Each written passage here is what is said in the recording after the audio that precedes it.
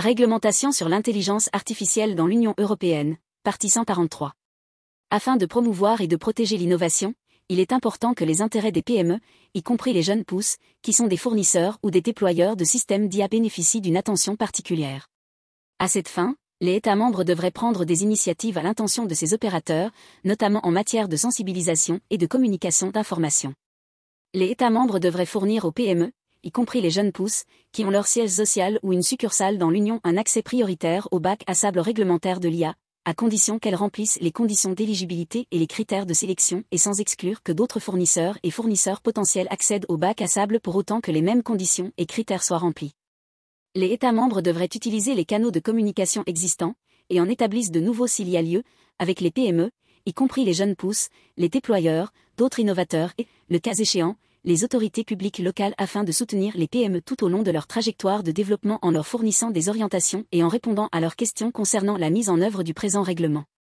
Le cas échéant, ces canaux devraient collaborer pour créer des synergies et assurer la cohérence des orientations fournies aux PME, y compris les jeunes pousses, et aux déployeurs.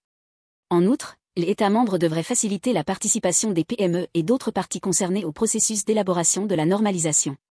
Par ailleurs, les intérêts et les besoins spécifiques des fournisseurs qui sont des PME, y compris des jeunes pousses, devraient être pris en considération lorsque les organismes notifiés fixent les redevances d'évaluation de la conformité. La Commission devrait évaluer régulièrement les coûts de certification et de mise en conformité pour les PME, y compris les jeunes pousses, en menant des consultations transparentes, et devrait collaborer avec les États membres pour réduire ces coûts. Par exemple, les frais de traduction liés à la documentation obligatoire et à la communication avec les autorités peuvent représenter un coût important pour les fournisseurs et d'autres opérateurs, en particulier pour ceux de plus petite envergure. Les États membres devraient éventuellement veiller à ce qu'une des langues qu'ils choisissent et acceptent pour la documentation pertinente des fournisseurs et pour la communication avec les opérateurs soit une langue comprise par le plus grand nombre possible de déployeurs transfrontières. Afin de répondre aux besoins spécifiques des PME, y compris les jeunes pousses, la Commission devrait fournir des modèles normalisés pour les domaines qui relèvent du présent règlement, sur demande du comité IA. En outre, la Commission devrait compléter les efforts déployés par les États membres en mettant en place une plateforme d'information unique présentant des informations facilement exploitables concernant le présent règlement à l'intention de tous les fournisseurs et déployeurs, en organisant des campagnes de communication appropriées pour faire connaître les obligations découlant du présent règlement, et en évaluant et en promouvant la convergence des bonnes pratiques dans les procédures de passation de marchés publics relatifs au système d'IA.